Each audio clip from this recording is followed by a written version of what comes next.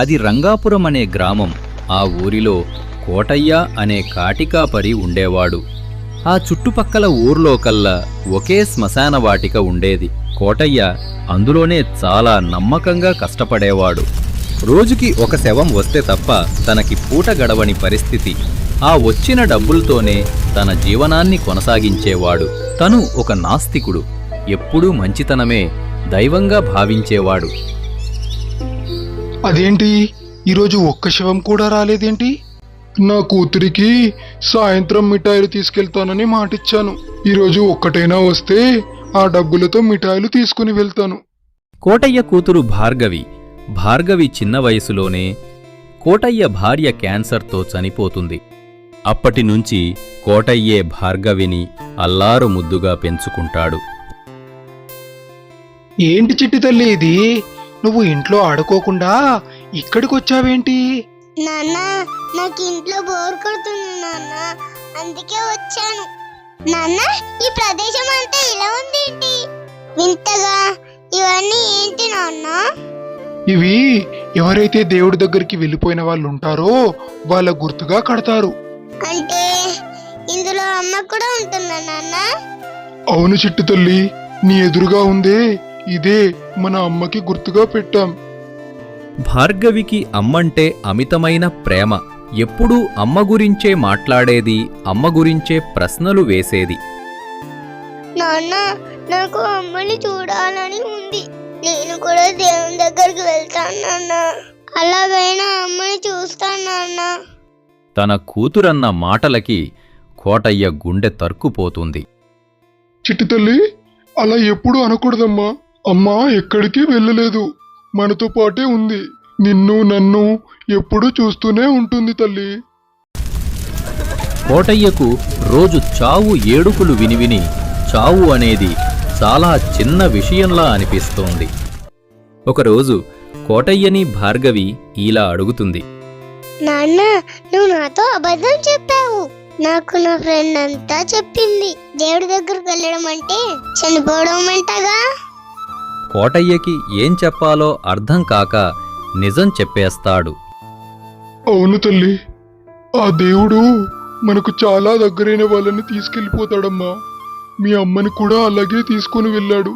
నువ్వు చిన్న వయసులో ఉన్నప్పుడు అమ్మ క్యాన్సర్తో చాలా పోరాడింది. దానికోసం మన పొలం, ఆస్తి అంతా అమ్మేశాను చిట్టి తల్లి. ఎంత డబ్బు ఖర్చు పెట్టినా మీ అమ్మని నేను బతికించుకోలేకపోయాను చిట్టి తల్లి.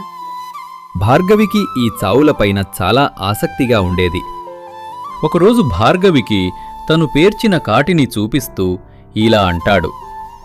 చిట్టి తల్లి, నువ్వు నన్ను ఎప్పుడూ అడుగుతుంటావు కదా ఈ కట్టెలతో ఏం చేస్తారని. ఈ కట్టెలని చనిపోయిన వాళ్ళని కాల్చడానికి ఉపయోగిస్తామమ్మా. ఈ కట్టెల పైన కాల్స్తే ఎంత నొప్పులైతాయో కదా. అమ్మకి కూడా చాలా నొప్పి వచ్చినట్టుంది. అమ్మపైన ఉండే అమితమైన ప్రేమని చూసి కోటయ్య ఎంతో బాధపడతాడు. కోటయ్య తనకు ఉన్న తెలివితో ఒక వ్యాపారం మొదలుపెట్టాలి అని అనుకుంటాడు. నాన్న, ఇవన్నీ ఏంటి నాన్న? చూస్తుంటే చాలా వింతగా ఉన్నాయి. ఇవి ఎవరైనా మనిషి చనిపోతే ఆ మనిషికి దాన సంస్కారాలు చెయ్యాలిగా. ఆ దాన సంస్కారాలు చేయడానికి కావాల్సిన సామానంతా ఇవ్వే తల్లి. ఇందులో కుండ, పూలమాల, బట్ట, అగరబత్తీలు, తులసి నీళ్లు, అగ్గిపెట్టెతో సహా అన్నీ ఉంటాయి. నా శ్మశాన వాటికి వచ్చే చాలా మంది దాన సంస్కారాలు చేయడానికి కూడా డబ్బులు లేని వాళ్ళు. అందుకే నేను చాలా తక్కువ ధరల్లో ఈ సామాను అమ్మడానికి ఒక వ్యాపారం మొదలు పెడతాను. అమ్మకి కూడా వీటితోనే చేశారా నాన్న? అవును చిట్టి తల్లి, అమ్మకి కూడా వీటితోనే దాన సంస్కారాలు చేశాము. అలా కొన్ని రోజుల తర్వాత భార్గవి పెరిగి పెద్దదవుతుంది. తను చూడ్డానికి చాలా అందంగా ఉంటుంది. నాన్నా, నువ్వు ఈ వయసులో కూడా విశ్రాంతి లేకుండా ఎందుకు పనిచేస్తున్నావు? ఇలాగే ఉంటే మీ ఆరోగ్యమేమైపోవాలి? అమ్మా భార్గవి, నేను ఇప్పటి వరకు కష్టపడ్డ డబ్బులన్నీ మన ఇంటికి, నీ కాలేజ్ ఫీజులకి ఖర్చయ్యాయి చిట్టి తల్లి. ఇకపోతే మిగులుంది నీ పెళ్లి మాత్రమే చిట్టి తల్లి. దానికోసమే నేను రేయింబవళ్ళు కష్టపడుతున్నాను. నేను ఎంత కష్టపడ్డా ఈ వయసులో అంత డబ్బు సంపాదించలేను చిట్టి తల్లి. అందుకే ఈ ఇల్లు అమ్మేసి నీ పెళ్లి ఘనంగా జరిపిస్తాను.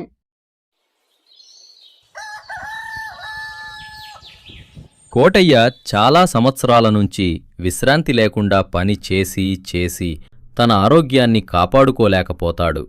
అది చూసిన భార్గవి చాలా బాధపడుతుంది. ఒకరోజు కోటయ్య భార్గవితో ఇలా అంటాడు. అమ్మా చిట్టి తల్లి, నా ఆరోగ్యం అప్పట్లాగా కుదురుగా లేదు తల్లి.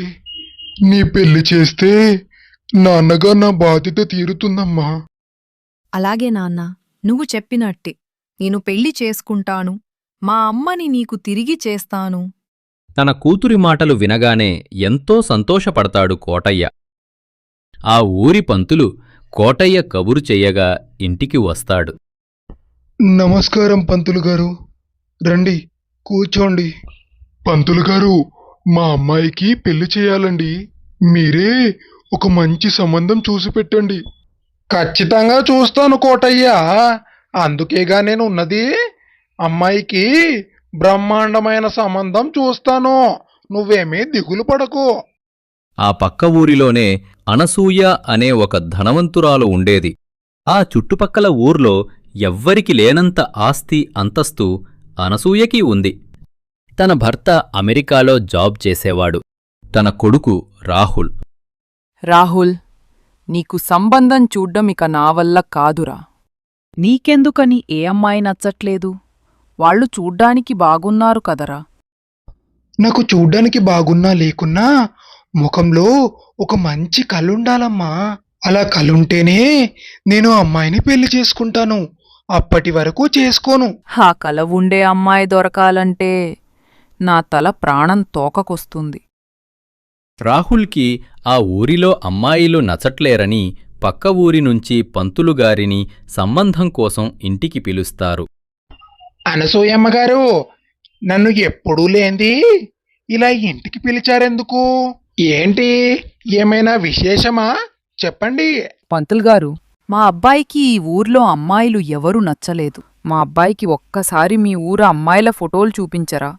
పంతులుగారు అమ్మాయిల ఫోటోలు తీస్తుండగా ఒక్కసారి భార్గవి ఫోటో కనిపిస్తుంది.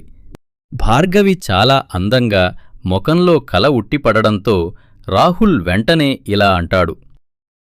పంతులు గారు, ఆ అమ్మాయిని చూపించండి. ఆ అమ్మాయి ముఖంలో ఒక మంచి కళ ఉంది. నిజంగా తను చూడ్డానికి కూడా చాలా బాగుంది. నేను పెళ్లి చేసుకుంటే ఆ అమ్మాయినే పెళ్లి చేసుకుంటాను, లేదంటే లేదు. అయ్యో, వాళ్ళు చాలా బీదవాళ్ళండి, మీకు తగిన సంబంధం కాదు. అయినా పర్వాలేదంటే చెప్పండి, మనం వెళ్ళి సంబంధం మాట్లాడుకుందాం. అనసూయకి అమ్మాయి కింద స్థాయిని నచ్చకపోయినా రాహుల్ కోసం ఆలోచిస్తుంది.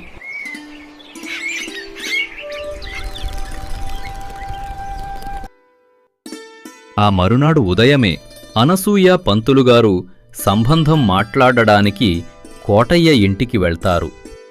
కోటయ్యకి చెప్పాపెట్టకుండా వచ్చేసరికి అందర్నీ చూసి ఆశ్చర్యపోతాడు. వెంటనే పంతులుగారితో ఇలా అడుగుతాడు. పంతులు గారు, ఎవరు వీళ్ళు? చూస్తుంటే చాలా ధనవంతుల్లాగా ఉన్నారే. కోటయ్య, నువ్వు అమ్మాయికి సంబంధం చూడమని చెప్పావుగా. వీళ్ళు మన పక్క ఊర్లో ఉంటారు, చాలా ధనవంతులు. మన అమ్మాయి నచ్చి సంబంధం కోసం ఇంటికి వచ్చారు. నమస్కారం అండి, నా పేరు కోటయ్య. నమస్కారం కోటయ్య గారు. అయ్యో, నిల్చున్నారు ఎందుకండి? కూర్చోండి, కూర్చోండి బాబు. కూర్చోడానికి కుర్చీలేమైనా ఉంటే? మా ఇంట్లో కుర్చీలాంటివి ఏమీ లేవండి. మేము కుర్చీలకు బదులు మంచాలు వాడతామండి. మీ పక్కనుంది చూడండి, ఆ మంచం మా తాతల నాటి మంచం, దానిపైనే కూర్చోండి. అనసూయకి ఆ ఇళ్ళు వాతావరణం పెద్దగా నచ్చదు. కోటయ్య గారు, మీరు బ్రతకడానికి ఏం పని చేస్తుంటారు? నేను ఒక కాటికాపరనండి. ఈ చుట్టుపక్కల ఊర్లో వాళ్ళు ఎవ్వరు చనిపోయినా నేనే దగ్గరుండి అన్ని పనులు చేస్తానండి.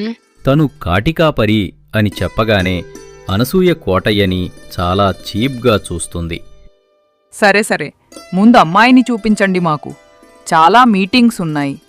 అమ్మా భార్గవి, అందరికీ టీ తీసుకుని రా అమ్మా. చాలా పొగరుగా కోటయ్యతో ఇలా అంటుంది. మాకు టీ కాఫీలు గట్రా ఏమీ వద్దు. మేమెక్కడైనా టీ కాఫీలు తాగాలంటే దానికి ఒక రేంజ్ ఉండాలి. ముందు అమ్మాయిని పిలవండి. భార్గవి మెల్లిగా సిగ్గుపడుకుంటూ లోపల నుంచి వస్తుంది. భార్గవిని కళ్ళెదురుగా చూసి రాహుల్ తన అందానికి ఆకర్షితుడవుతాడు. ఆ ముఖంలో కల ఉట్టిపడుతుంది. నిజంగా నువ్వు చాలా అందంగా ఉన్నావమ్మా. నీ పేరేంటమ్మా? నువ్వేం చదువుకున్నావమ్మా? నా పేరు భార్గవి.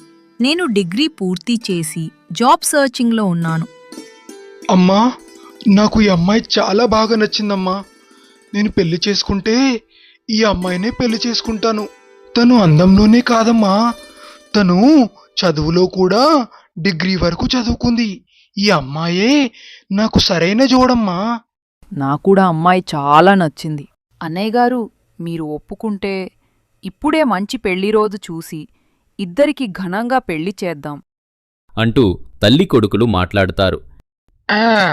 అమ్మాయి మీకైతే నచ్చినట్టే. మరి మీ నిర్ణయం ఏంటి కోటయ్యా?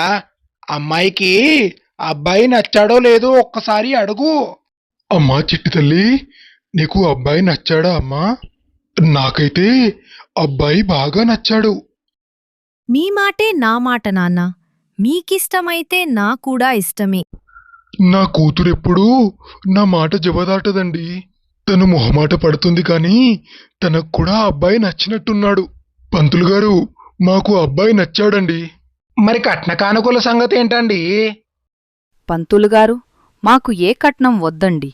మాకు మీ అమ్మాయిని ఇవ్వండి చాలు. అదే కట్నంగా భావిస్తాము. శుభం.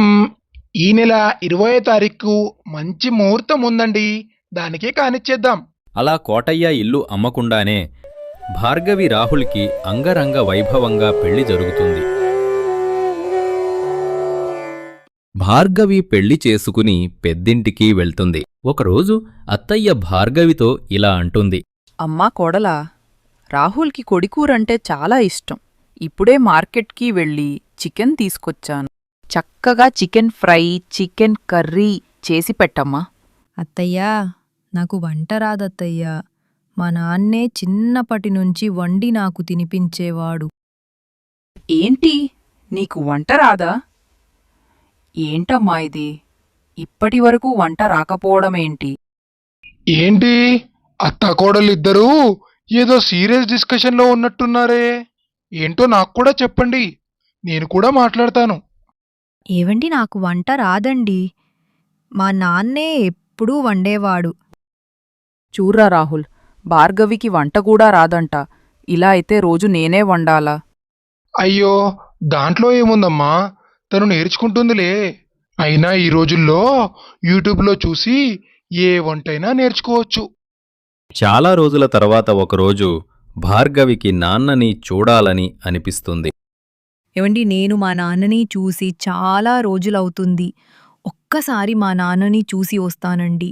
అయ్యో, దాంట్లో ఏముంది భార్గవి, నువ్వేమీ కంగారు పడకు. మనమిద్దరం వెళ్ళి ఒకరోజు అక్కడే ఉండి మళ్ళీ తిరిగి వచ్చేద్దాం. అత్తయ్యని అడిగి వెళ్దామని అనసూయ దగ్గరికి వెళ్లి అడుగుతుంది భార్గవి. అత్తయ్యగారు, నేనొక్కసారి మా పుట్టింటికి వెళ్ళి వస్తానండి. మా నాన్నని చూసి చాలా రోజులవుతుంది. చూడమ్మా భార్గవి, రేపు మీ ఊర్లో నాకు కాస్త పని ఉందమ్మా. రేపు మనమిద్దరం కలిసి వెళ్దాం. లేదు అత్తయ్యా, మా నాన్న ఆరోగ్యం అస్సలు బాగుండదు. నాకెందుకో మా నాన్నని ఇప్పుడే చూడాలనిపిస్తుంది. ప్లీజ్ అత్తయ్యా, నేను వెళ్తాను. అమ్మా, తన ఊరు పక్కనే కదమ్మా. మావయ్య ఆరోగ్యం అస్సలు బాగోట్లేదట. నేను తను వెళ్ళి కారులో తొందరగా తిరిగి వచ్చేస్తాంలే, నువ్వేమీ కంగారు పడకు. సరే పద, నేను రాహుల్ కూడా వస్తాము. చూసి చాలా రోజులవుతుంది. అలా అడిగేసరికి అనసూయ కూడా సరే అంటుంది. అలా వాళ్ళు ముగ్గురు కలిసి కార్లో కోటయ్య దగ్గరికి వెళ్తారు. ఇంటి డోర్ ఓపెన్ చేసి ఉండడంతో లోపలికి వెళ్తారు. లోపలికి వెళ్లి చూడగా కోటయ్య మంచంపైన పడి ఉంటాడు. అది చూసిన భార్గవి, నాన్న, నీకేమైంది నాన్న? ఇలా పడుకున్నవేంటి? లే నాన్న, నేను భార్గవినొచ్చాను నాన్న. లే నాన్న. ఒక్కసారిగా కొన ఊపిరితో కళ్ళు తెరుస్తాడు కోటయ్య. అమ్మా భార్గవి, వచ్చావా తల్లి? నీకోసమే ఎదురు చూస్తున్నానమ్మా. ఇక నా జీవితానికి ఇంతే చాలు తల్లి. కోటయ్య అలా మాట్లాడుకుంటూనే భార్గవి చేతుల్లో కళ్ళు మూస్తాడు. నాన్న లెవ్వు నాన్న. నాన్న లెవ్వు నాన్న. నీకేమైంది నాన్న? భార్గవి, ఇక మావయ్య మనకు లేడు భార్గవి. మావయ్య చనిపోయాడు భార్గవి. నాన్న నాన్న. కోటయ్య పేర్చిన కట్టలపైనే కోటయ్యని పడుకోపెడతారు. భార్గవి గుండెలు నాన్నా. పగిలేలా ఏడుస్తుంది. నాన్న.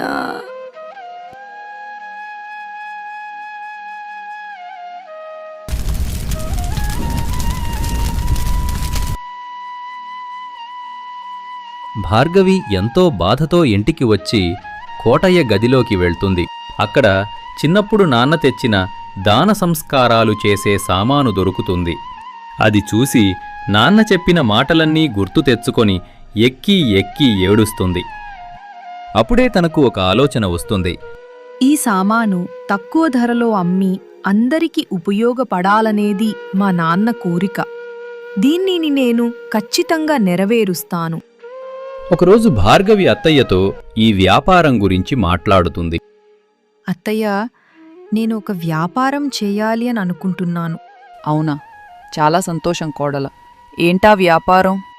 మా నాన్న అందరికీ దాన సంస్కారాలు చేసే డబ్బులు ఉండవని ఆ సామానుని తక్కువ ధరలో అమ్మి అందరికీ అందుబాటులో ఉంచాలని ఒక వ్యాపారం మొదలు పెట్టాలని అని అనుకున్నాడు. ఇప్పుడు మా నాన్న లేకుండా పోయాడు. అందుకే నేను మా నాన్న కోరికను తీర్చడానికి వ్యాపారం మొదలు పెడతాను అత్తయ్య. ఏంటి? దాన సంస్కారాలు చేసే సామాను అమ్ముతావా? వద్దు భార్గవి, అలా చేస్తే మన పరువేమైపోవాలి. వద్దు, ఇంకేదైనా వ్యాపారం చెయ్యు. ఈ విషయం అమెరికాలో ఉన్న మీ మావయ్యకి తెలిస్తే ఇంకేమైనా ఉందా? ఏవండి, మీరైనా అత్తయ్య గారికి చెప్పండి, ఇది మా నాన్న కల, నేను ఖచ్చితంగా నెరవేర్చాలి.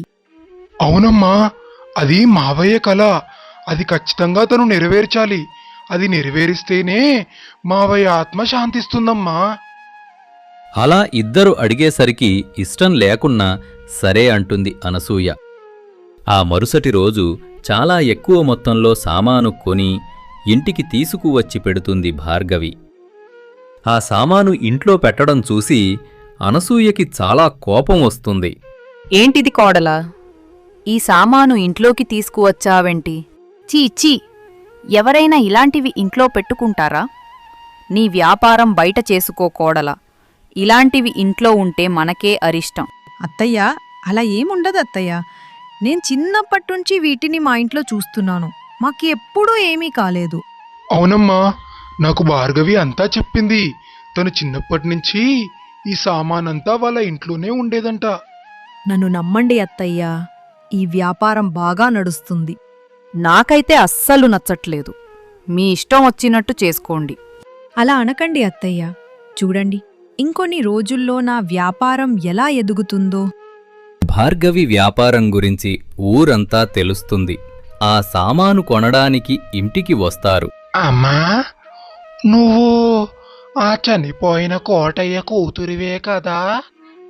అవును తాతయ్య, నేను కోటయ్య కూతుర్నే. మా నాన్న కోరిక కోసం ఈ వ్యాపారాన్ని మొదలు పెట్టాను. మీ నాన్న కోరిక కోసం ఇంత తక్కువ ధరలో ఇది చేస్తున్నావంటే నువ్వు నిజంగా చాలా గొప్పదానివమ్మా. అందరూ భార్గవి దగ్గరే సామాను కొనడానికి వస్తారు. అమ్మా భార్గవి, 100 రూపాయలకే దాన సంస్కారాల సామాను మొత్తం ఇస్తున్నావంట నిజమేనా? అవునమ్మా, కేవలం 100 రూపాయలకే అన్ని సామాను ఇస్తున్నాను. ఆ చుట్టుపక్కల ఊర్లో వాళ్ళు కూడా వచ్చి భార్గవి దగ్గర సామాను తీసుకొని వెళ్ళేవారు. తనకి రోజురోజుకి చాలా డబ్బు వస్తుంది. ఈ విషయం తెలుసుకున్న పంతులుగారు అనసూయ ఇంటికి వస్తారు. నమస్కారం పంతుల్గారు. ఏంటి ఇలా వచ్చారు? ఏమైనా విశేషమానా? అమ్మా అనసూయమ్మా, మీ కోడలు దాన సంస్కారాలు చేసే సామాను అమ్ముతుందంటగా. అవును పంతులుగారు, మా కోడల ఆ వ్యాపారం చేస్తుంది. దాని మూలాన మా పరువంతా పోతుంది. ఊర్లో అందరూ మీ కోడలు చాలా మంచి పని చేస్తుందంటున్నారమ్మా. నిజంగా తను చేసేది చాలా మంచి పని. అందరికీ అందుబాటు ధరల్లో అవి పెడుతుంది. తను నిజంగా చాలా గొప్పది. అంత డబ్బు రావడం చూసి తనకి ఒక మంచి ఆలోచన వస్తుంది. తను అప్పటినుంచి ఆన్లైన్లో ఆర్డర్లు అమ్మడం మొదలు పెడుతుంది. 100 రూపాయలే కావడంతో చాలామంది కొనుక్కునేవారు. అలా తను ఊహించలేనంత డబ్బు సంపాదిస్తుంది. డబ్బు ఉన్నప్పటికీ కూడా తను పేద ప్రజలకు ఎంతో సాయం చేసేది. భార్గవి గారు, మా అమ్మ చనిపోయిందండి. మా అమ్మకి దహన సంస్కారాలు చెయ్యాలన్నా నా దగ్గర సరిపడా డబ్బులు లేవండి. అయ్యో అవునా? పర్వాలేదండి, ముందు మీరు సామాను తీసుకెళ్ళండి. డబ్బు ఇవ్వకున్నా పర్వాలేదు. ఒకరోజు అనసూయ తన తప్పు తెలుసుకొని భార్గవితో ఇలా అంటుంది. నన్ను క్షమించు కోడలా, నేను తప్పు చేశాను. నువ్వు ఈ వ్యాపారంతో మా పరువు పోగొడుతున్నావు అని అనుకున్నా. కాని మాకు చాలా మంచి పేరు తీసుకువస్తున్నావు కోడలా. అయ్యో అత్తయ్యా, మీరు నన్ను క్షమాపణ కోరడమేంటి? మీరు నా తల్లిలాంటి వారు అత్తయ్యా. నా బిజినెస్ ఇంత బాగా రన్ కాడానికి కారణం మీరేనండి. మీ సపోర్ట్ వల్లే అయిందండి. ఇందులో నేనేం చేశాను భార్గవి? చేసిందంతా నువ్వు. నిజంగా నువ్వు చాలా గొప్పదానివి. నువ్వు నా భార్యగా ఉన్నందుకు నేను ఎంతో గర్వపడుతున్నాను. అంతా బావుంది కాని మీ మావయ్య రేపు అమెరికా నుంచి ఇంటికి వస్తున్నాడు. నువ్వు ఈ వ్యాపారం చేస్తున్న సంగతి ఆయనకి ఎట్టి పరిస్థితుల్లో తెలియకూడదు. ఆయనకి ఇలాంటివన్నీ నచ్చవు. డబ్బు సంపాదించడానికి అమెరికా వెళ్లిన సురేష్ చాలా సంవత్సరాల తర్వాత ఆ రోజే అమెరికా నుంచి ఇండియాకి తిరిగి వస్తాడు. సురేష్ని చూసిన భార్య అనసూయ, కొడుకు రాహుల్ ఎంతో సంతోషపడతారు. రాహుల్ బేటా, నువ్వేనా? ఇంత పెద్దవాడు అయిపోయావేంట్రా? నిన్ను చూస్తుంటే నన్ను నేను చూసుకున్నట్టుగా ఉందిరా. నాన్నా, ఇన్ని రోజులు అమ్మని నన్ను విడిచిపెట్టి ఎక్కడికి వెళ్ళిపోయావు నాన్నా? ఏవండి, ఎలా ఉన్నారండి? ఎన్ని సంవత్సరాలయిందండి మిమ్మల్ని చూసి. నాకు చాలా సంతోషంగా ఉందండి. నాకు కూడా చాలా సంతోషంగా ఉంది.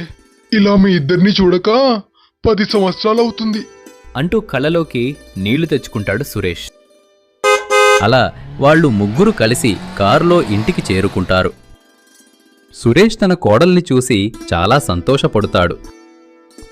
ఒరేయ్ రాహుల్, మీరు చెప్పినట్టుగానే కోడలు నిజంగా చాలా లక్షణంగా ఉందిరా. నాన్నా, మీ కోడలి పేరు భార్గవి. తనదిక్కడే పక్క ఊరు రంగాపురం. ఎలా ఉన్నారు మావయ్య గారు? మిమ్మల్ని చూడడం ఇదే మొదటిసారి. బాగున్నానమ్మా. నువ్వెలా ఉన్నావు? నిన్ను కూడా చూడ్డం ఇదే మొదటిసారి. భార్గవి, పద, ఇద్దరం వెళ్ళి తొందరగా వంట చేద్దాం. ఆయనకి చాపల పులుసంటే చాలా ఇష్టం. నీకు వంట రాదుగా భార్గవి. ఈరోజు నేను చాపల పులుసు ఎలా వండాలో నేర్పిస్తాను. అలా అత్తకొడళ్ళు వంట చేయడానికి వంటింట్లోకి వెళ్తారు. అదేంటత్తయ్యా, నువ్వు చాపల పులుసు మావయ్య వచ్చే ముందే వండావుగా, మరి ఎందుకని అలా అన్నావు? చూడు కోడలా, నువ్వు దాన సంస్కారాలు చేసే సామాను అమ్ముతున్నావని మీ మావయ్యకు ఎట్టి పరిస్థితులు తెలియకూడదు. ఎందుకత్తయ్య మావయ్యకి తెలియకూడదు? ఎందుకంటే మీ మావయ్యకు ఇలాంటివన్నీ అస్సలు నచ్చవు. సరే అత్తయ్య, నేను ఆ సామాను కనబడకుండా డబ్బాలో పెట్టి అమ్ముతాను. ఆ మరుసటి రోజు భార్గవి అమ్మే దాన సంస్కారాల సామాను మొత్తం డబ్బాలో వేసి కనిపించకుండా పెడుతుంది. అప్పుడే సురేష్ అక్కడికి వస్తాడు. ఆ డబ్బాలు చూసి భార్గవిని ఇలా అడుగుతాడు. అమ్మా భార్గవి, ఏంటమ్మా ఇవి? చూస్తుంటే ఏదో డెలివరీ ప్యాకేజ్లా ఉంది. మావయ్య, నేను ఆడవాళ్లు మేకప్ వేసుకునే మెటీరియల్స్ చాలా తక్కువ ధరలో అమ్ముతాను.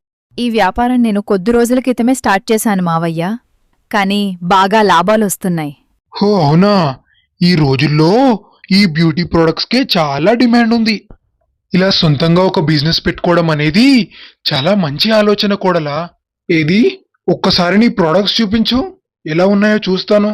అలా సురేష్ అనగానే భార్గవికి చెమటలు పట్టేశాయి. అంటే ప్రోడక్ట్స్ అన్నీ ప్యాక్ చేశాను మావయ్య. మళ్ళీ తీసి ప్యాక్ చేయాలంటే కష్టమవుతుంది. అయ్యో అవునా, సరేలే అమ్మా, నేను తర్వాత చూస్తాను. అలా సురేష్కు నచ్చ చెప్పుతుంది కోడలు భార్గవి. ఒకరోజు ఇస్మాయిల్ అనే ఒక వ్యక్తి భార్గవి దగ్గరికి వస్తాడు. అతడు భార్గవితో ఇలా అంటాడు. అమ్మా, నీవు కోటయ్య కూతురివి కదా? నాది పేరు ఇస్మాయిల్. నాది ఒక బిజినెస్ స్టార్ట్ చేద్దామని అనుకుంటుంది. నేను అప్పుడే చనిపోయిన మనుషుల పార్ట్లు తీసుకొని ఇల్లీగల్ గా అమ్ముతాను. నువ్వు నాతో బిజినెస్ చేస్తావా? నేనలాంటి పని చెయ్యనండి. ఒక మనిషి అవయవాలు అమ్మడం చాలా తప్పండి. నీకు ఉన్న నెట్వర్క్ తో నిన్ను చాలా మంది నమ్ముతారు. మనం దీంట్లో కోట్లు సంపాదించొచ్చు. నిజంగా అంత డబ్బొస్తుందా? అయితే నేను ఖచ్చితంగా చేస్తాను. అవును అమ్మీ, నన్ను నమ్ము. మనం దీంట్లో కోట్లు సంపాదిద్దాం. కానీ అమ్మీ, నాకు ఒక మంచి చదువుకున్న మనిషి కావాలి. నాకు తెలిసిన ఒక వ్యక్తి ఉన్నాడు. అతన్ని సహాయం అడుగుతాను. అలా భార్గవి డబ్బుకి ఆశపడి ఇస్మాయిల్తో అవయవాలమ్మే వ్యాపారానికి చేయి కలుపుతుంది. ఆ మరుసటి రోజే భార్గవి తన చిన్ననాటి స్నేహితుడైన సంతోష్ని ఇలా అడుగుతుంది. సంతోష్, నేనిప్పుడు చెప్పేది జాగ్రత్తగా విను. నేనొక కొత్త వ్యాపారం మొదలుపెట్టాలని అనుకుంటున్నాను. దానికి నాకు నీలాంటి ఒక చదువుకున్న తెలివైన వ్యక్తి అవసరముంది. ఏంటి భార్గవి, నాలా చదువుకున్న వ్యక్తి కావాలా? అసలు ఏంటా వ్యాపారం? నేను ఇస్మాయిల్ అవయవాలు దొంగిలించి అమ్మే వ్యాపారం చేద్దామని అనుకున్నాం. దాంట్లో సంపాదన కోట్లలో ఉంటుంది. ఇంకెన్ని రోజులు అలా పేదరికంలో ఉంటావ్? మాతో చేతులు కలుపు. మనం కోట్లల్లో సంపాదీదు. ఏంటి, సంపాదన కోట్లలో ఉంటుందా? అయితే నేను ఖచ్చితంగా చేస్తాను. సంతోష్ అత్యాశతో భార్గవి చెప్పిన ఒప్పందానికి సరే అంటాడు. ఇస్మాయిల్ భార్గవి సంతోష్లను ఒక రూమ్కి తీసుకువెళ్తాడు. అక్కడ వాళ్ళిద్దరితో ఇలా అంటాడు. చూడు అమ్మీ, ఇకపై నుంచి ఈ రూంలోనే మన దందా నడుస్తుంది. మీ నాన్నకి నీకు ఉన్న పేరుతో మనం బిజినెస్ చేయాలి. ఇస్మాయిల్ బాయ్, నువ్వు చెప్పినట్టుగా నాకున్న పేరుతో జనాల్ని మోసం చేద్దాం. అంతులేని డబ్బులు సంపాదిద్దాం. కానీ ముందు మనకు ఒక నమ్మకస్తుడైన డాక్టర్ కావాలి. మనం చెప్పినట్టే వినాలి. అలాంటి వాడు మీకు ఉంటే నాకు చెప్పండి. ఇస్మాయిల్ భాయ్, నాకు ఒక డాక్టర్ తెలుసు. అతను డబ్బు కోసం ఏదైనా చేస్తాడు. మనకి నమ్మకంగా ఉంటాడు. నేను అతన్ని తీసుకొస్తాను ఇస్మాయిల్ భాయ్.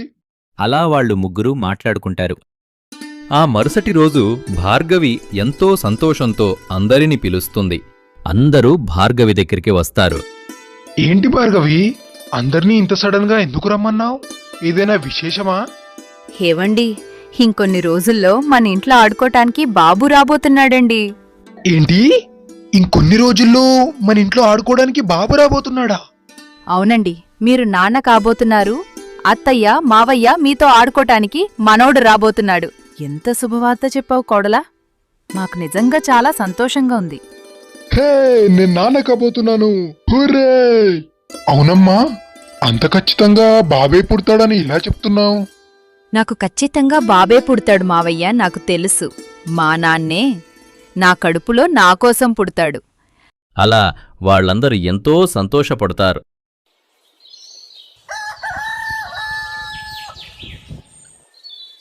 ఆ మరుసటి రోజే సంతోష్ అవయవాల వ్యాపారం కొరకు తనకు ఒక నమ్మకస్తుడైన డాక్టర్ మీ రూంకి పిలుస్తాడు. నమస్కారం డాక్టర్ గారు. మనం వెంటనే ఈ వ్యాపారాన్ని స్టార్ట్ చేయాలి. మీకెవరైనా తెలిసిన డీలర్స్ ఉన్నారా? లేదు భార్గవి గారు, నాకు డీలర్స్ ఎవరూ తెలీదు. నేను ఇప్పటి వరకు ఇలాంటి పని ఎప్పుడూ చేయలేదు. భార్గవి గారు, మీరేమీ కంగారు పడకండి. నాకు ఒక తెలిసిన మంచి డీలర్ ఉన్నాడు. అతనితో ముందు మాట్లాడి మనం డీల్ సెట్ చేసుకుందాం. అలా వాళ్ళు ఆ మరుసటి రోజే సంతోష్ చెప్పిన డీలర్ దగ్గరికి వెళ్తారు. అతను వీళ్లు తెచ్చిన అవయవాలను తీసుకుని డబ్బులు ఇచ్చి విదేశాలకు సప్లై చేసేవాడు. భార్గవి గారు, ఇతనే నేను చెప్పిన డీలరు. ఇక నుంచి మన అన్ని డీలింగ్స్ అన్ని ఇతనితోనే చేయబోతున్నాం. ఇతను మనకు అందరికంటే చాలా ఎక్కువ మొత్తంలో డబ్బులు ఇస్తాడు. నమస్కారం జాన్ గారు. నేను భార్గవి. ఈయన మా డాక్టర్ వర్ధన్. నేను చనిపోయిన వారి దగ్గరికి వెళ్ళి వాళ్ళని అనుమతి అడిగి బాడీని రూమ్కి తీసుకొస్తాను. నమస్కారం భార్గవి గారు, నా పేరు జాన్. నేను మీ గురించి చాలా విన్నాను. మీ బిజినెస్ స్కిల్స్ మాకు బాగా తెలుసు, అందుకే ఇస్మాయిల్ బాయ్ మీతో చేతులు కలిపాడు. అవును జాన్ గారు, ఇక్కడ భార్గవి చాలా ఫేమస్. తిను వీళ్ళ నాన్న కోరిక కోసం దాన సంస్కారాలు చేసే సామాను చాలా తక్కువ ధరకే అమ్మింది, అందుకే తను చాలా ఫేమస్ అయింది. ఆ పక్క ఊర్లో ఒక వ్యక్తి అప్పుడే చనిపోయారని కబురు చేయగా భార్గవి సంతోష్ అక్కడికి వెళ్తారు. అక్కడ తన భార్యతో భార్గవి ఇలా అంటుంది. అమ్మా, నేను కాటుకాపరి కోటయ్య కూతుర్ని. నేనిప్పుడు ఆర్గాన్స్ ఫౌండర్ అనే కంపెనీలో వర్క్ చేస్తున్నాను. మీ ఆయన చనిపోవడం నిజంగా చాలా బాధకరం. మీ ఆయన చనిపోయినా కూడా అతను వేరే వ్యక్తికి తన అవయవాల ద్వారా ప్రాణం పోయొచ్చు. అంటే కొద్దిసేపటి క్రితమే చనిపోయిన మీ ఆయన అవయవాలను మా కంపెనీకి దానం చేస్తే ఆ అవయవాలను వేరేవారికి ఉపయోగపడేలా చేస్తాము. ఇలా చేస్తే మీ ఆయన వల్ల వేరేవారికి జీవితమిచ్చినట్టు అయితుంది. దీనికి బదులుగా మీ ఇంటికి మా కంపెనీ తరపున కొంత డబ్బు సహాయంగా కూడా ఇస్తాము. అవునండి, మా కంపెనీ నుంచి కొంత డబ్బు మీకు సహాయంగా ఇవ్వబడుతుంది.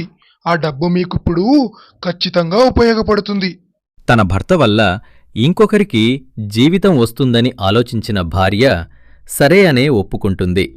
అప్పుడే చనిపోయిన ఆ బాడీని భార్గవి సంతోష్ ఎవరికి తెలియకుండా రూముకి తీసుకొని వస్తారు. డాక్టర్ గారు, వెంటనే మీరు మీ ప్రాసెస్ స్టార్ట్ చేయండి. మనకి పెద్దగా టైం లేదు. కావలసినవి తీసుకుని ఆ బాడీని వాళ్ళకు వెంటనే తిరిగిచ్చేయాలి. అవును డాక్టర్ గారు, వెంటనే మీరు మీ ప్రాసెస్ స్టార్ట్ చేయండి. మనం తొందరగా ఈ బాడీని వాళ్ళకి ఇచ్చేసేయాలి. ఇప్పుడే ఎవ్వరికీ అనుమానం రాకుండా ఉంటుంది. సంతోష్ గారు, మీరేమీ కంగారు పడకండి. నేను ఇందులో ఎక్స్పర్ట్. మీరే చూడండి నేను ఎంత త్వరగా ఈ పని పూర్తి చేస్తాను. అలా వాళ్లకి కావలసినవి తీసుకొని బాడీని వాళ్లకి ఇచ్చేసి కొంత డబ్బుని వాళ్ల చేతిలో పెడతారు. ఆ పార్ట్స్ని డీలర్కి ఇచ్చేస్తారు. అలా భార్గవి చనిపోయిన వారి దగ్గరికి వెళ్లి వాళ్ళని మాటలతో ఒప్పించేది. వాళ్ళు చాలా బీదవాళ్లు, తినడానికి తిండి కూడా గతిలేని వాళ్ళు. ఎవరండి మీరు? మా ఆయన మీకేమైనా అప్పున్నాడా? భార్గవి తనకంతా చెప్తుంది. అమ్మా, ఇలా చేస్తే మీ ఆయన చనిపోయిన తర్వాత కూడా వేరే వాళ్ళలో బ్రతికి ఉంటాడు. నన్ను నమ్మండమ్మా.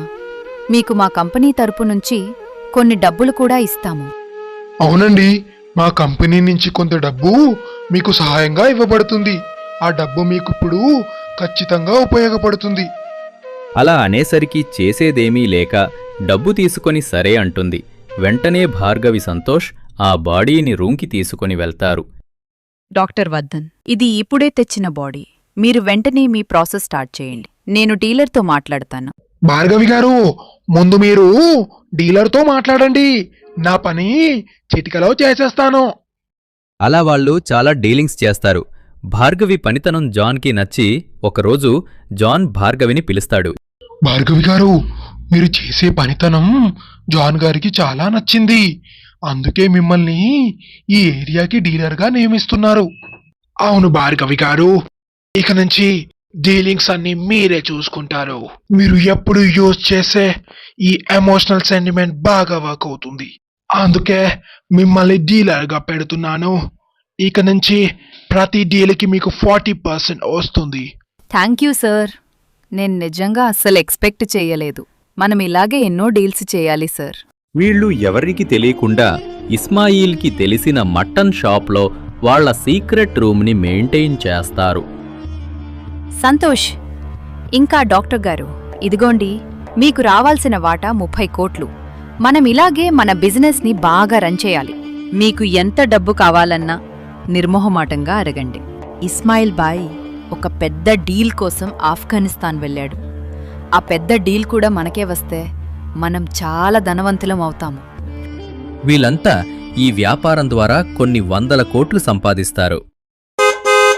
అలా వచ్చిన డబ్బులతో భార్గవి చాలా ఖరీదైన కారు కొంటుంది. ఆ కారును చూసి రాహుల్, అనసూయ ఎంతో ఆశ్చర్యపోతారు. ఏవండి, ఈ కారు ఎలా ఉందండి? నిజంగా చాలా బాగుంది భార్గవి. ఈ కార్ మీ ఫ్రెండ్దా? లేదండి, ఈ కార్ నేడే కొన్నానండి. నేను చేసే బిజినెస్లో చాలా లాభాలొచ్చాయి. అలా ఈ కార్ తీసుకున్నానండి. ఏంటి, ఈ కారు నువ్వు తీసుకున్నావా? ఈ కారు సుమారు 2 కోట్ల పైనే ఉంటుంది. నిజంగా చాలా బాగుంది భార్గవి. ఇంత పెద్ద కారు తీసుకున్నావా కొడలా? నిజంగా చాలా సంతోషంగా ఉంది. నీ వ్యాపారంలో ఇన్ని లాభాలు వస్తాయని అనుకోలేదు కొడలా. అలా రాహుల్, అనసూయ చాలా సంతోషపడతారు. కాని మావయ్య సురేష్కి మాత్రం భార్గవి నిజంగా అంత డబ్బు మేకప్ వేసుకునే మెటీరియల్స్ అమ్మితే వచ్చిందా అని అనుమానపడతాడు. అలా కొన్ని రోజులోనే భార్గవి ఒక పెద్ద ఇంటిని కొంటుంది. తన భర్త, అత్తమామలను కూడా కొత్త ఇంటికి తీసుకొని వెళ్తుంది. వాళ్ళు అంత పెద్ద ఇంటిని చూడడం అదే మొదటిసారి. ఏంటమ్మా ఇంత పెద్దింటికి తీసుకొచ్చావు? ఈ ఇంట్లో నీకెవరైనా తెలిసిన వాళ్ళున్నారా? అయ్యో అత్తయ్యా, ఇక పైనుంచి ఈ ఇల్లు మనదే. ఈ ఇంటిని నేను కొన్నాను. ఇప్పటినుంచి ఈ పెద్దింట్లోనే మనం ఉండబోతున్నాం. ఏంటి, ఇంత పెద్దలు నువ్వు కొన్నావా?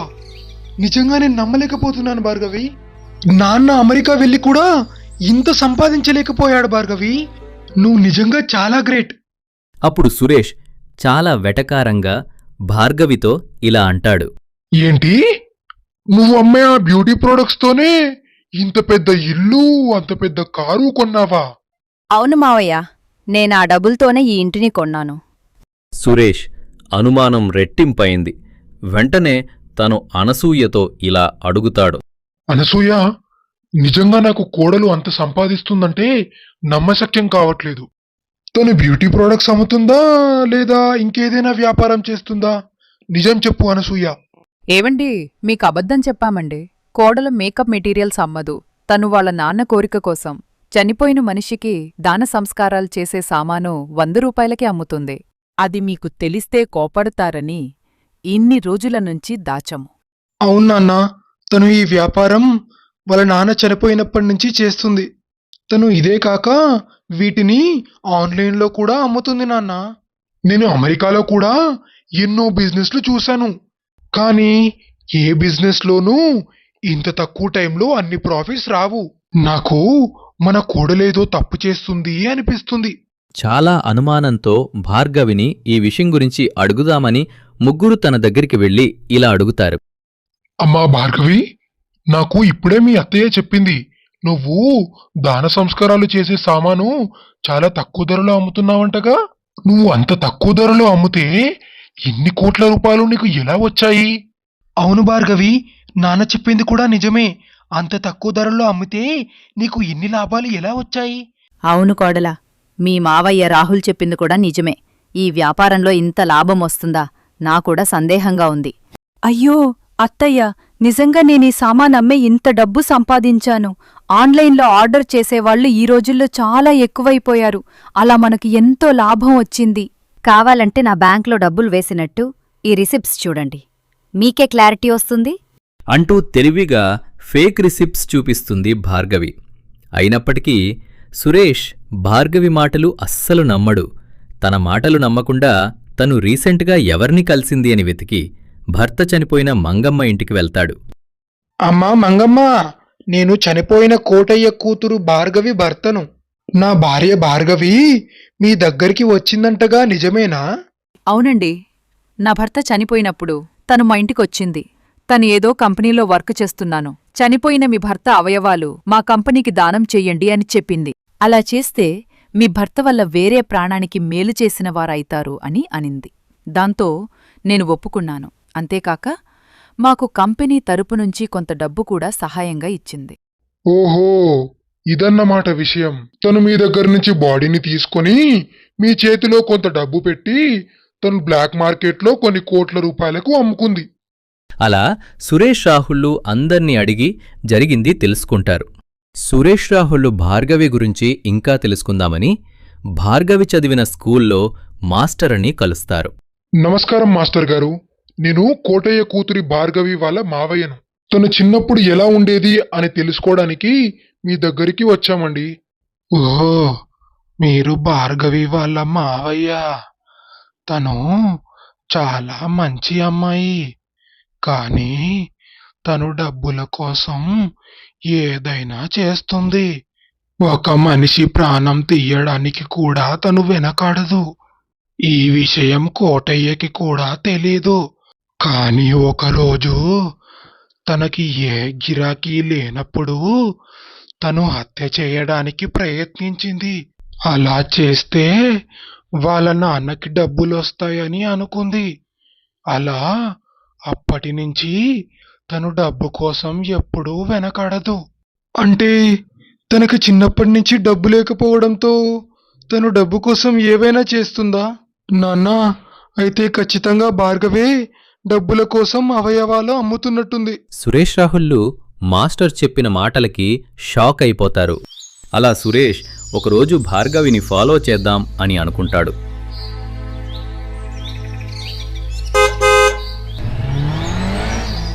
తను కారులో వెళ్ళగానే తన వెంటే సురేష్ కూడా వెళ్తాడు. ఆ కారు నేరుగా ఒక మటన్ షాపుకి వెళ్తుంది. అలా సురేష్ కూడా మటన్ షాపు లోపలికి వెళ్తాడు. సురేష్ లోపలికి వెళ్లి చూడగా స్ట్రెచ్చర్పై రక్తంతో పడి ఉన్న బాడీను చూసి ఒక్కసారిగా భయభ్రాంతికి గురవుతాడు. భార్గవి సురేష్ రావడం చూసి షాక్ అవుతుంది. భయంతో సురేష్తో ఇలా అంటుంది. మావయ్య, మీరిక్కడికొచ్చారేంటి? మీరిదంతా చూసి తప్పుగా అర్థం చేసుకోకండి మావయ్య. మేం కంపెనీలో పనిచేస్తున్నాం. ఏంటి, కంపెనీలో వర్క్ చేస్తున్నావా? చెప్పడానికైనా సిగ్గుగా లేదా భార్గవి? నువ్వు చేస్తుంది తప్పు. దొంగతనంగా కంపెనీ పేరు చెప్పి అవయవాలు తీసుకొని బ్లాక్ మార్కెట్లో కోట్లు సంపాదిస్తున్నావు. నిన్ను నా కుటుంబం ఎంతో నమ్మింది భార్గవి, కానీ ఆఖరికి నువ్వు చేస్తుంది ఇదా? ఛీ! అంటే సార్, మీరు అనుకున్నట్టు ఏమీ లేదు సార్. ఇదంతా ఇల్లీగల్ ఏమీ కాదు. మేమంతా లీగల్ గానే చేస్తున్నాము. దయచేసి ఈ విషయం ఎవరికీ చెప్పకండి సార్. సార్, మీ కాళ్ళు పట్టుకుంటాం సార్. మీకెంత డబ్బు కావాలన్నా ఇస్తాం సార్. దయచేసి ఈ విషయం మాత్రం ఎవరికీ చెప్పకండి సార్. Please sir. చూడండి, మీరు చేస్తుంది చట్టరీత్యా నేరం. నేను ఇక్కడికి వచ్చే ముందే పోలీసులకు కాల్ చేశాను.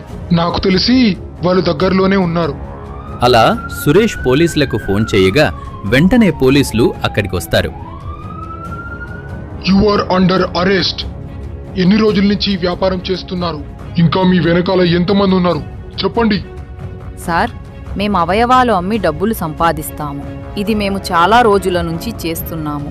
వీటితో చాలా డబ్బులు సంపాదించాము. లేదు సార్, తను అబద్ధం చెప్తుంది. మేము ఎలాంటి బిజినెస్లు చేయట్లేదు. ప్లీజ్ సార్, మమ్మల్ని వదిలేయండి సార్. అవును సార్, మేము ఎలాంటి వ్యాపారం చెయ్యట్లేదు. మాకివన్నీ ఏమీ తెలియదు సార్. సార్, మీకు కావాలంటే ఎన్ని కోట్ల డబ్బైనా ఇస్తాం సార్. మీరు డబ్బుతో ఏవైనా కొనగలరనుకుంటున్నారా? డబ్బుతో న్యాయాన్ని మాత్రం కొనలేరు. అలా పోలీసులు వాళ్ళని అరెస్టు చేసి జైల్లో వేస్తారు. మీకు ఖచ్చితంగా కఠిన కారాగార శిక్షే పడుతుంది. దీనికి ప్రత్యక్ష సాక్ష్యం మీ మావయ్యే. స్టేషన్కి రాహుల్ వస్తాడు. భార్గవితో ఇలా అంటాడు. భార్గవి, నిన్ను నేను ఎంతో నమ్మాను. నువ్వు వ్యాపారం చేసుకుంటానంటే నేనే డబ్బులిచ్చి ముందుండి నిలబడ్డాను. కానీ నువ్వు మోసం చేశావు. నన్నే కాదు, మా కుటుంబాన్ని, మీ నాన్నని, ఈ ఊరందరినీ మోసం చేశావు. నీకు ఖచ్చితంగా శిక్ష పడాలి. కానీ నా బాధంతా నా బిడ్డ నీ కడుపులో పెరుగుతుందనే. నేను ప్రెగ్నెంట్ అని మీరు ఏమీ బాధపడకండి. మీరే చూడండి, ఇస్మాయిల్ భాయ్ మమ్మల్ని ఖచ్చితంగా బయటికి తీసుకువస్తాడు. ఛీ, నీకు ఇంత జరిగినా సిగ్గు రాలేదు. నువ్వు బయటికి వచ్చినా సరే నా బిడ్డను నీకు ఖచ్చితంగా దూరం చేస్తాను.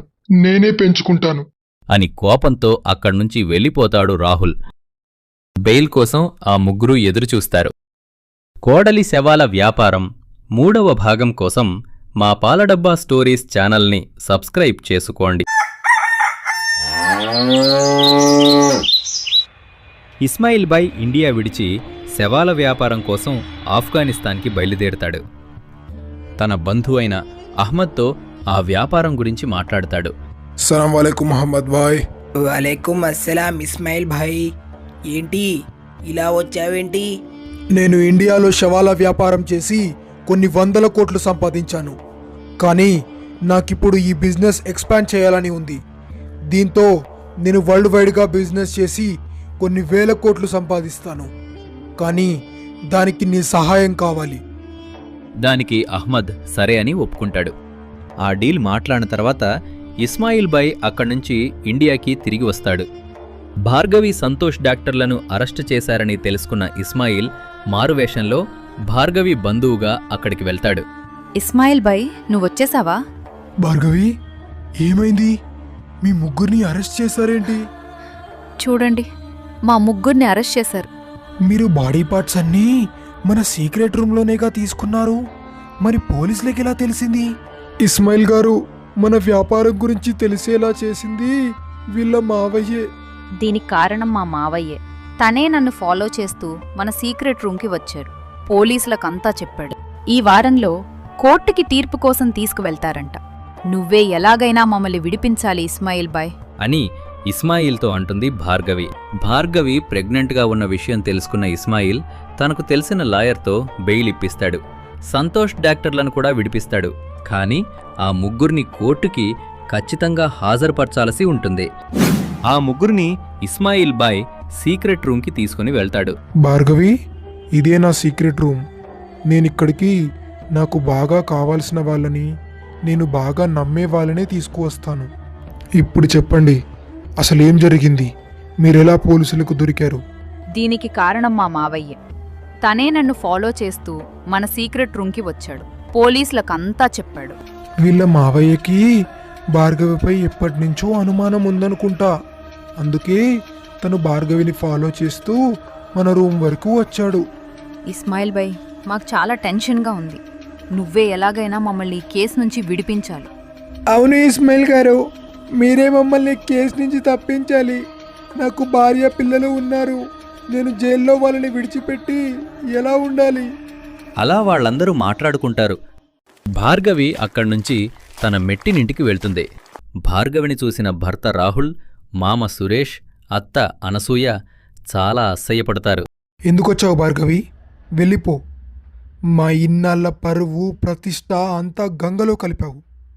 నీ వల్ల ఈ ఊర్లో తలెత్తుకోకుండా అయిపోయాను. చీచి, నిన్ను నమ్మి మా ఆయనకి కూడా తెలియకుండా నిన్ను వ్యాపారం చేసుకోమంటే నువ్విలాంటి వ్యాపారం చేస్తావా? నువ్విలా చేస్తావని నేను ఎప్పుడూ అనుకోలేదు భార్గవి. నిన్ను నేను ఎంతో నమ్మాను. నాన్నకు తెలియకుండా నీ వ్యాపారానికి నేను ఎంతో సహాయం చేశాను. మీరేం బాధపడకండి. నన్ను ఖచ్చితంగా ఇస్మాయిల్ బాయ్ బయటికి తీసుకొస్తాడు. మామ సురేష్ చాలా చిరాకుతో ఇలా అంటాడు. చీచీ, అసలు నువ్వు మనిషివేనా? ఇంత జరిగాక కూడా నీకు బుద్ధొస్తుందనుకున్నాను. కానీ నువ్వు ఎప్పటికీ మారవు. నువ్వు ఖచ్చితంగా శిక్ష అనుభవించాల్సిందే. ఇస్మాయిల్ బాయ్ ఏం చేయకుండా పారిపోతాడు. మామ సురేష్ కోర్టులో భార్గవికి వ్యతిరేకంగా సాక్ష్యం చెప్పేసరికి భార్గవి సంతోష్ డాక్టర్లకు 16 ఏళ్ల జైలు శిక్ష పడుతుంది. కానీ తనకు పుట్టబోయే బిడ్డ రాహుల్ దగ్గరే పెరుగుతాడని కోర్టు తీర్పు ఇస్తుంది. భార్గవి, నువ్వు అనుభవించే ఈ జైలు శిక్ష నీకొక మంచి గుణపాఠం నేర్పిస్తుంది. నువ్విలాగైనా మారతావని నేను ఆశిస్తున్నాను అంటూ అక్కడ్నుంచి వెళ్ళిపోతాడు సురేష్.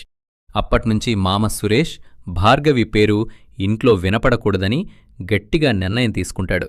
రాహుల్, ఇకపై నుంచి భార్గవి పేరు మన ఇంట్లో వినపడడానికి వీల్లేదు. తనతో మనకు ఎలాంటి సంబంధం అక్కర్లేదు. తను విడుదల కాగానే మీరిద్దరూ విడాకులు తీసుకోండి. ఏవండి, కాని తన వంట్లో పెరుగుతుంది మన రక్తమండి. తనకు బిడ్డ పుట్టేదాకా మనం చూసుకుందామండి. తర్వాత తనకి మనకి ఎలాంటి సంబంధం వద్దు అంటుంది అత్త అనసూయ. అవునాన్నా, అమ్మ చెప్పింది నిజమే. భార్గవి తప్పు చేసుండొచ్చు. కానీ అన్యం పుణ్యం తెలియని నా బిడ్డేం తప్పు చేసింది? నా బిడ్డను నేను బాగా చూసుకుంటాను. కోడలు భార్గవి కడుపులో ఉన్న బిడ్డతోనే జైల్లో శిక్ష అనుభవిస్తుంది. అయ్యో, నేను చేసిన తప్పుకి నువ్వు నాతో శిక్ష అనుభవిస్తున్నావే. అయ్యో అంటూ తనలో తానే కుమిలిపోతుంది భార్గవి. భార్గవి కిటికీలోంచి వచ్చే చల్లగాలిని ఆస్వాదిస్తూ ఇలా అంటుంది. చూడు నాన్న, బయట గాలి ఎంత చల్లగా ఎలా వీస్తుందో. అదిగో చూడు, ఆ పక్షులు ఎలా స్వేచ్ఛగా ఎగురుతున్నాయో.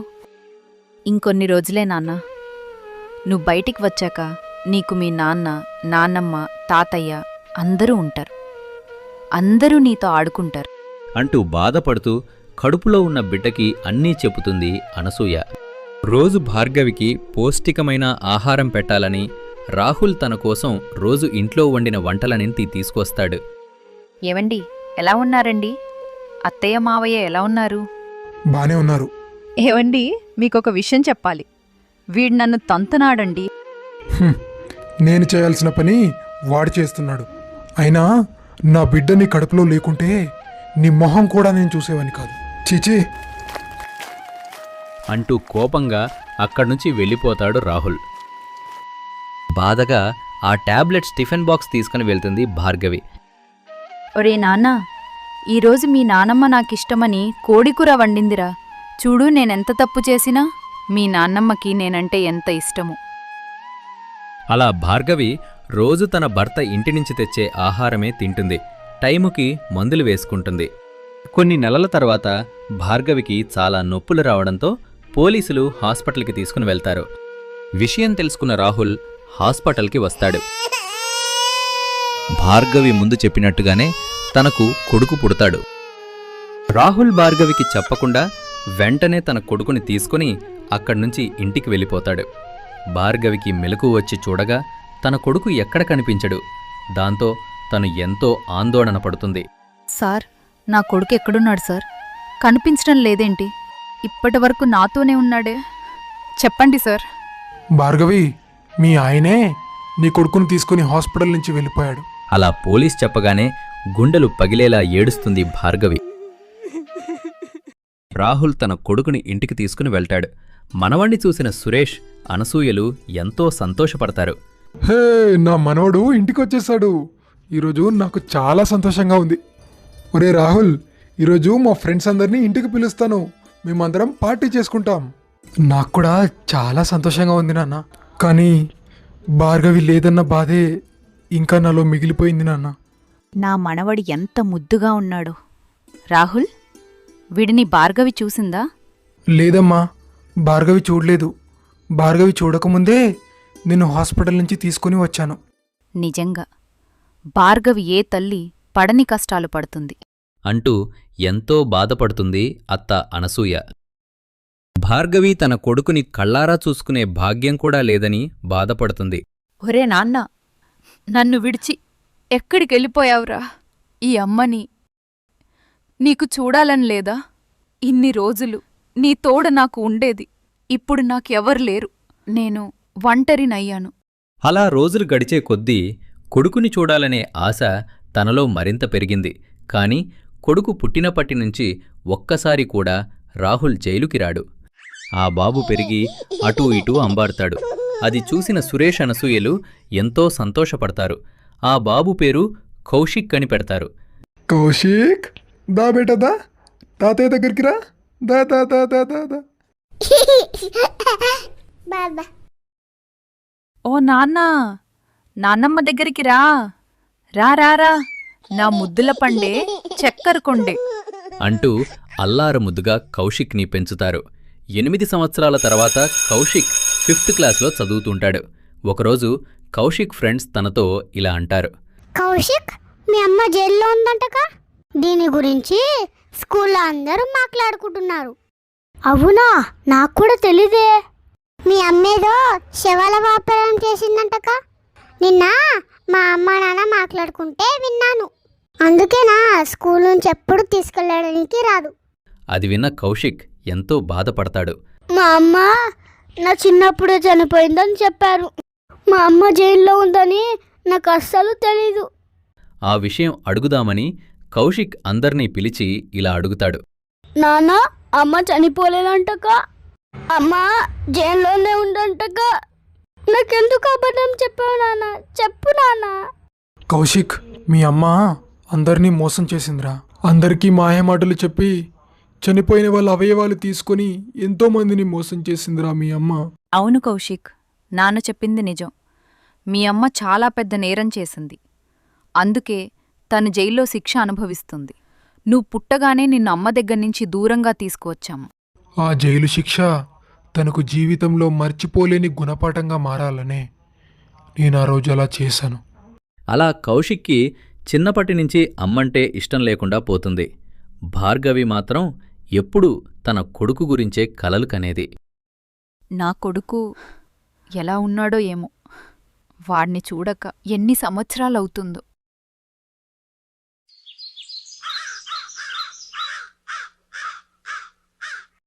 7 సంవత్సరాల తర్వాత కౌశిక్ పెరిగి పెద్దవాడవుతాడు. తన 10th క్లాస్ పూర్తి చేసుకొని అప్పుడే ఇంటర్మీడియట్ కాలేజీలో జాయిన్ అవుతాడు. కాలేజ్లో తను చిన్నప్పుడు ఎదుర్కొన్నట్టే మళ్ళీ ఒక అమ్మాయి వచ్చి తనతో ఇలా అంటుంది. హాయ్, నీ పేరు కౌశిక్ కదా? అవును, నా పేరు కౌశికే. అది నీకెలా తెలుసు? మీ అమ్మ గురించి నేను చిన్నప్పుడే విన్నాను. తను ఏదో శవాల అవయవాల వ్యాపారం చేసి జైలుకి వెళ్ళిందటగా, నిజమేనా? తను అలా అనగానే ఎంతో బాధతో ఇంటికి వెళ్తాడు. కౌశిక్, ఏమైంది నాన్న? కాలేజ్ నుంచి వచ్చినప్పటి నుంచి ఎందుకో డల్గా కనిపిస్తున్నావు? నాన్న, చిన్నప్పటి నుంచి నన్ను అందరూ ఒక క్రిమినల్కి పుట్టిన వాడిలాగానే చూస్తున్నారు నాన్న. అందరూ మీ అమ్మలా చేసింది అంటుంటే నాకు అది చాలా బాధగా ఉంది నాన్న. నాన్నా కౌశిక్, నీకు చెప్పడమే మర్చిపోయాను. రేపు మీ అమ్మ జైలు నుంచి విడుదలయ్యే రోజు. పాపం తను 16 సంవత్సరాలు జైలు శిక్ష అనుభవించింది. అలా అనగానే కౌశిక్ మొహంలో మొట్టమొదటిసారి అమ్మని చూస్తాననే ఆనందం కనిపిస్తుంది. కాని తను చేసిన తప్పు గుర్తు తెచ్చుకొని ఆ ఆనందాన్ని చంపుకుంటాడు. ఆ మరుసటి రోజే భార్గవి శిక్ష పూర్తయి బయటికొస్తుంది. భార్గవి, ఈ రోజుతో నీ జైలు శిక్ష ముగిసిపోయింది. ఇక నువ్వు ఇంటికి వెళ్ళొచ్చు. భార్గవి తన కొడుకును చూడాలనే ఆశతో నేరుగా ఇంటికి పరిగెత్తుకుంటూ వెళ్తుంది. భార్గవి తన కొడుకును చూసి ఒక్కసారిగా కళ్ళల్లోకి నీడి తెచ్చుకుంటుంది. ఒరే నాన్నా, నువ్వింత పెద్దోడవైపోయావా? నిజంగా ఆ జైల్లో ఉన్న ప్రతిక్షణం నీ గురించి ఆలోచించానురా. ఇన్ని రోజులీ అమ్మని గుర్తురాలేదా? నిజంగా నువ్వచ్చం మా నాన్నలాగే ఉన్నావురా. నిన్ను చూస్తుంటే నాకు చాలా సంతోషంగా ఉంది. జైల్లో నుంచి బయటికొచ్చావుగా, ఇంకా లేటెందుకు? నీ వ్యాపారం మొదలుపెట్టుకోడలా అని వెటకారంగా అంటుంది అత్త అనసూయ. అవును కోడలా, ఇక ఆలస్యం ఎందుకు? వెళ్ళి నీ వ్యాపారం మొదలుపెట్టు. మళ్ళీ జైలుకు వెళ్ళి వీడికి పెళ్ళయి 2 పిల్లలు పుట్టాక మళ్ళీ తిరిగిరా. నిన్ను అమ్మా అని పిలవాలన్నా నాకు ఏమాత్రం మనసు రావట్లేదు. నీ వల్ల చిన్నప్పటి నుంచి నా ఫ్రెండ్స్ ముందు పరువంతా పోతుంది. భార్గవి, నువ్వు జైలు నుంచి ఎప్పుడు ఇంటికి తిరిగి వస్తావా అని ఎదురు చూస్తున్నాను. ఇదిగో ఈ విడాకుల పేపర్లపై నీ సంతకం పెట్టు. లేదండి, నేను మారిపోయాను. ఇన్నాళ్ల నా జైలు శిక్ష నాకు మంచి గుణపాఠం నేర్పింది. నాకు డబ్బుపై ఉండే ఆశ పూర్తిగా చచ్చిపోయింది. జీవితం అనేది ఆశల కోట కాదు, కష్టపడి న్యాయంగా బ్రతికే బాట అని తెలుసుకున్నాను. అలా భార్గవి అన్న మాటలకు అందరూ తన తప్పు తను తెలుసుకుంది అని సంతోషపడతారు. కాని కౌశిక్కి మాత్రం తనపై ఉండే కోపం తగ్గదు. ఒకరోజు భార్గవి ఎంతో ఇష్టంగా కౌశిక్ కోసం కోడికూర వండుతుంది. ఒరే నాన్నా, నీకిష్టమని బాగా మసాలా తట్టి కోడికూర వండాన్రా. చూడు, నువ్వేం చేసినా నేను నిన్నెప్పుడూ అమ్మలా చూడను. నా దృష్టిలో మా అమ్మ చిన్నప్పుడే చనిపోయింది. ఎందుకు నాన్నా నేనంటే నీకంత కోపం? నేను నీ అమ్మన్రా. నువ్వు నా కడుపులో ఉన్నప్పుడు నువ్వు ఎప్పుడు బయటికొచ్చి నన్ను అమ్మా అని పిలుస్తావో అని ఎదురుచూశాను.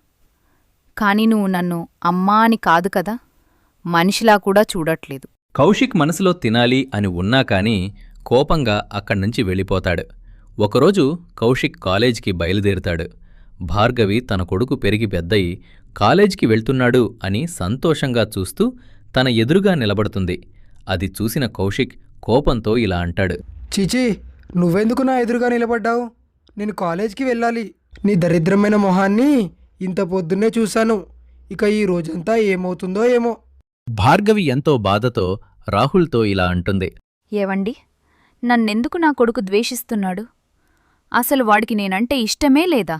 చెప్పండి. చూడు భార్గవి, చిన్నప్పటినుంచి వాడి దృష్టిలో నువ్వు ఒక క్రిమినల్ లాగా మిగిలిపోయావు. అందుకే వాడు నిన్ను చిన్నప్పటినుంచి బాగా ద్వేషిస్తున్నాడు. అది విన్న భార్గవి తన కొడుకు దృష్టిలో తనపై ఉన్న అభిప్రాయం తొలగించాలని అనుకుంటుంది.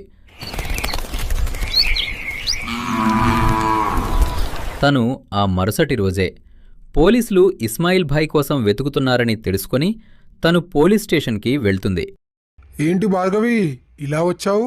మళ్ళీ జైలేమైనా గుర్తొస్తుందా ఏంటి? సార్, మీరు ఇస్మాయిల్ బై కోసం వెతుకుతున్నారని తెలుసుకున్నాను. నాకు ఇస్మాయిల్ బై ఎక్కడ ఉంటాడో బాగా తెలుసు. నేను మీకు సహాయం చేస్తాను, నాతో రండి అంటూ కోడలు భార్గవి ఇస్మాయిల్ బాయ్ ఉండే సీక్రెట్ రూమ్కి పోలీసులను తీసుకువెళ్తుంది. అక్కడికి పోలీసులు రావడం చూసిన ఇస్మాయిల్ ఆశ్చర్యపోతాడు. దొరికావురా ఇస్మాయిల్, ఇంకా ఎన్ని రోజులు తప్పించుకొని తిరుగుతావురా? నీకోసం మా జైల్లో ఉన్న తిండి వెయిట్ చేస్తుందిరా. పద పద, తొందరగా వెళ్ళి తిందు. ఎంత నమ్మక ద్రోహం చేశావు భార్గవి. నీకు నా సీక్రెట్ రూమ్ ప్లేస్ చెప్పినందుకు ఇంత పని చేస్తావా? ఇస్మాయిల్ బై, నేను మారిపోయాను. నా తప్పు నేను తెలుసుకుని మనిషిలా మారాను. ఇది నీ వంతు. అలా పోలీసులు ఇస్మాయిల్ బాయ్ను అరెస్ట్ చేస్తారు. తనకి 16 ఏళ్ల కఠిన కారాగార శిక్ష పడుతుంది. భార్గవి చేసిన పనికి ఇంట్లో వాళ్లందరూ చాలా సంతోషపడతారు. కౌశిక్కి తన తల్లిపై ఉండే అభిప్రాయం పూర్తిగా మారిపోతుంది. అమ్మా కోడల్పిల్ల, నువ్వు నిజంగా చాలా మంచి పని చేశావమ్మా. నువ్వు చేసిన తప్పుకి ప్రాయశ్చిత్తం చేసుకున్నావు. అవునమ్మా, నువ్వు చాలా మంచి పని చేశావు. వాడు నీలాంటి డబ్బు ఆశ ఉన్న వాళ్ళతో పనులు చేయించి ఎన్నో కోట్లు సంపాదించాడు. చివరికి వాడికి తగిన శాస్తి జరిగింది. భార్గవి, నువ్వు చాలా మంచి పని చేశావు. అమ్మ చెప్పినట్టుగా నువ్వు చేసిన పనికి ప్రాయశ్చిత్తం చేసుకున్నావు. అమ్మా, నిన్ను చిన్నప్పటి నుంచి నేను చాలా మిస్ అయ్యానమ్మా. నీకు ఈ విషయం ఎన్నోసార్లు చెప్దామనుకున్నాను. కౌశిక్, నువ్వు నన్ను అమ్మాని పిలిచావు. నాకీరోజు చాలా సంతోషంగా ఉంది నాన్న. ఈ పిలుపు కోసం ఇన్నేళ్ళు ఎదురుచూశాను అంటూ ఎంతో సంతోషపడుతుంది కోడలు భార్గవి. ఈ వీడియోతో కోడలి శవాల వ్యాపారం సిరీస్ ముగిసిపోయింది. మళ్ళీ కొత్త వీడియోతో మీ ముందు ఉంటాం. మా పాలడబ్బా స్టోరీస్ ఛానల్ని తప్పకుండా సబ్స్క్రైబ్ చేసుకోండి. బంగారు కొండలు సబ్స్క్రైబ్ చేసుకోవచ్చు కదా.